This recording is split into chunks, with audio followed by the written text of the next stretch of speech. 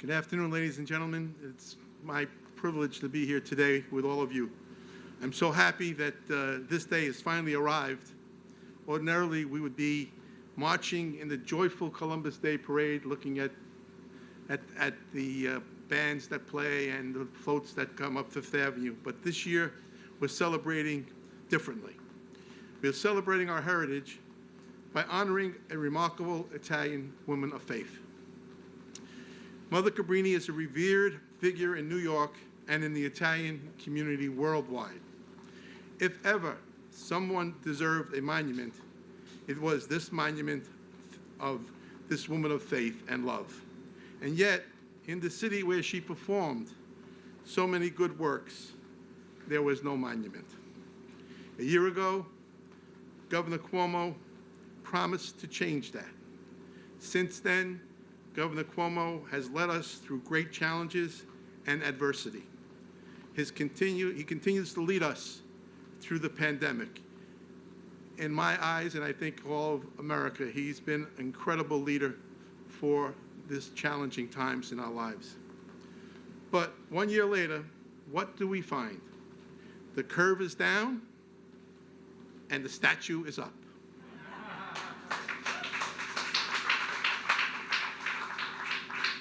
Ladies and gentlemen, it is my great pleasure and honor to introduce a public official who keeps his word and gets things done. A great Italian American, our great governor, Governor Andrew Cuomo.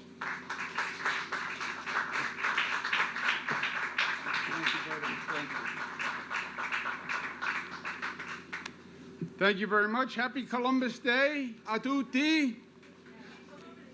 Happy Columbus Day. It is a pleasure. We're not going to march today on this Columbus Day, but there's a silver lining. In the rain, we couldn't really march, and we couldn't hug, and we couldn't shake hands, given what's going on with COVID, but we have a great achievement here today. Last year, on this very day, we announced that we would build a statue to Mother Cabrini. There was no doubt that she deserved it, that Mother Cabrini had not received the proper recognition that she deserved, and that New Yorkers wanted to memorialize her. And we did it in 1 year. We formed a commission, found the location, identified the funding, and the sculptors brought it to life and did a magnificent, magnificent job. There is something to be said for the doing at this time. It's good to remember that we can still accomplish great things, and New York can make it happen. And that's what we did. Let's give yourselves a round of applause. I want to congratulate all of those who made it possible, all the members of the Mother Cabrini Memorial Commission, to our co-chairs of the commission, the chairman of the Columbus celebration for 2020, Angelo Vivolo. Angelo is a true champion for civil rights, and he is a tireless fighter against discrimination. We all owe him a big round of applause. Let's do that. To the co-chairman of the commission, our good friend, Bishop DiMarzio, pleasure to be with you, Bishop. Thank you very much. We have our great Commissioner of the Office of General Services who made it all happen, Rowan DeStito. To the chairman of Battery Park City Authority who found this magnificent site right on the shore of the Hudson with a view of the Statue of Liberty and a view of Ellis Island and a view of Mother Cabrini's home borough of Brooklyn. Thank you very much, Mr. Chairman. And to the sculptors, Jill and Giancarlo Biaggi and their team, what a magnificent, magnificent job. We're so proud. I would submit to you today that the Lord works in strange ways, and that this Columbus Day, the celebration of Mother Cabrini, is even more appropriate than when we announced it last year. Today, the lesson of Mother Cabrini is even more vital because of the difficulties that we are facing. We all know these are challenging times, but as we also know, in the book of life, it is not what one does when the sun is shining that tests our mettle. It's what one does in the fury of the storm. And that's where we are today. The pressure, the stress, the difficulty reveal the true character of people and of society. We see it today. COVID has stressed each of us and all of us, and it has revealed strengths and weaknesses. Under pressure, small cracks explode. But also under pressure, that's when diamonds are formed. Saints are often forged in the crucible of adversity. Mother Cabrini was tested by seemingly insurmountable challenges. She was trying to help new immigrants who had no skills, no money, and couldn't even speak the language. She came to New York at the time of smallpox, typhoid, and tuberculosis, all deadly diseases for which there was no cure, and there was little health care, and there was stifling poverty. And she was in a new country, a woman, a nun, and it was 1889. Women were not empowered. The traditional role of the nun was to serve the priests. And on top of it all, Italians were victims of intense discrimination. Mother Cabrini was sent here by Pope Leo XIII to help deal with the Italian problem, as he called it. The Italian problem was rampant discrimination against the Italians. In 1891, in New Orleans, 11 Italians were lynched after they were found innocent at trial. The day after the New Orleans trial, the New York Times wrote, and I quote, "These sneaking and cowardly Sicilians, the descendants of bandits and assassins, who have transported to this country the lawless passions, are to us as a pest without mitigation." In this maelstrom that Mother Cabrini confronted, she was 38 years old, and she was sent here with just 6 other missionaries, and she was frail. But despite it all, Mother Cabrini challenged the norm, she broke the mold, and she achieved great things. She overcame. Mother Cabrini said, and I quote, "The world is poisoned with erroneous theories and needs to be taught sane doctrines, but it is difficult to strengthen what has become crooked." So true.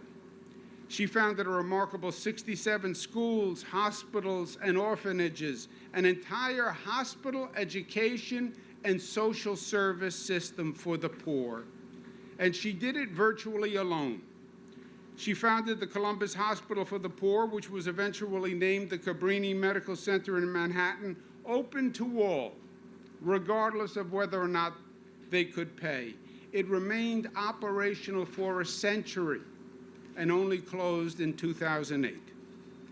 Mother Cabrini had 2 assets, but they were powerful assets. Mother Cabrini had her culture and her faith. As an Italian growing up in a small town near Milan, she had the Italian heritage of generosity, family, community, courage, and the power of love. Mother Cabrini said, "If you knew how much I love you, you'd cry out of joy." And she had her faith. At her canonization in 1946, Pope Pius XII said, "Although her constitution was very frail, her spirit was endowed with such singular strength that, knowing the will of God, she permitted nothing to impede her from accomplishing what seemed beyond the strength of a woman." Today, my friends, we face significant challenges. but we still hold dear to our culture and to our faith.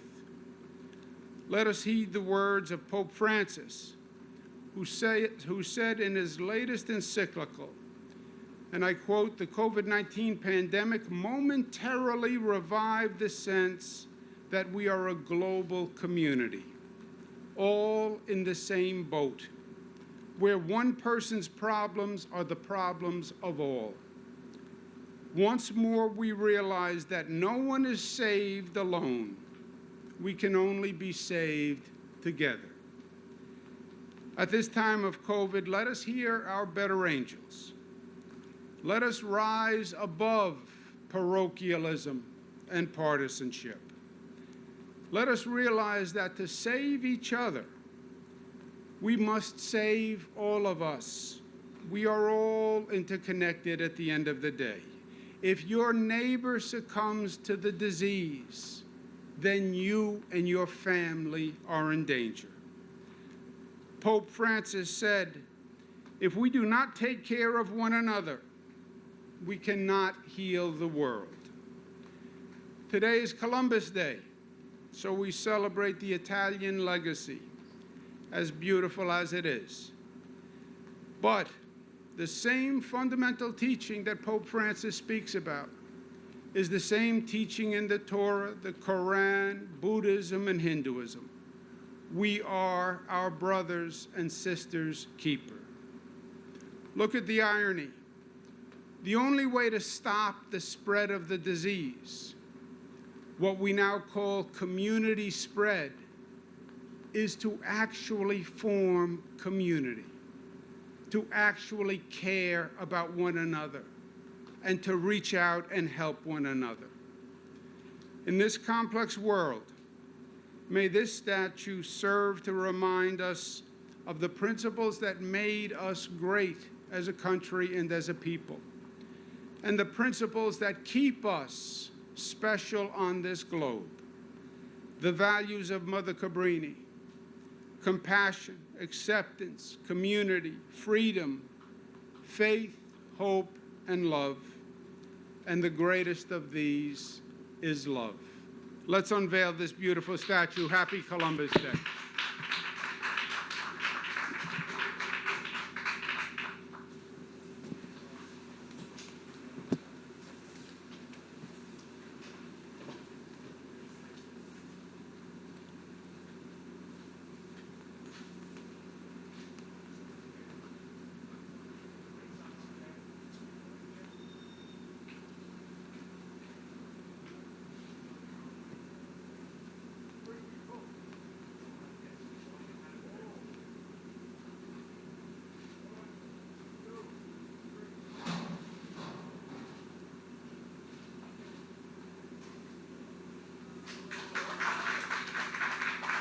Ladies and gentlemen, please welcome Mother Cabrini Memorial artists Jill Biaggi and Giancarlo Biaggi.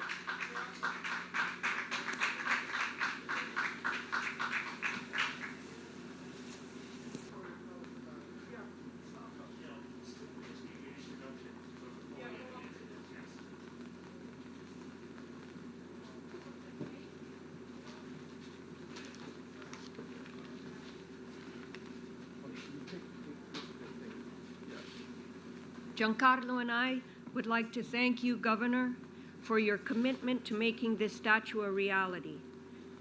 And thank you to the Commission and Angelo. I also want to thank our team, architect Martin Sanluski and lighting designer Ken Farley.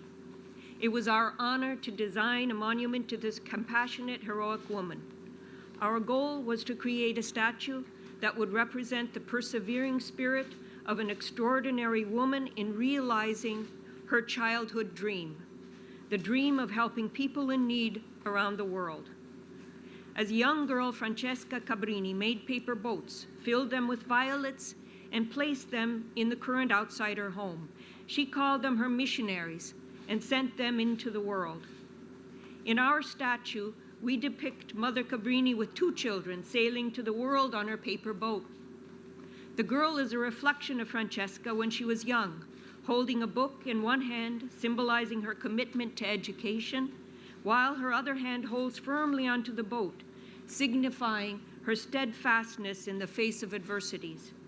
The boy grips his luggage ready to face what the future will bring and holds in the other hand an ocarina, a wind instrument invented in Italy representing the culture immigrants have brought to America. Around the base is a bas-relief depicting the story of Mother Cabrini's life and her charitable works. Also, the mosaic on the plaza is made of riverbed stones from Cabrini birthplace. And we thank Suor Maria Barbagallo for her enthusiastic project to make this possible. We hope the monument brings joy and a moment of contemplation on humanitarian values and inspiration to visitors from New York and around the world. Thank you. Thank you for attending today's event. That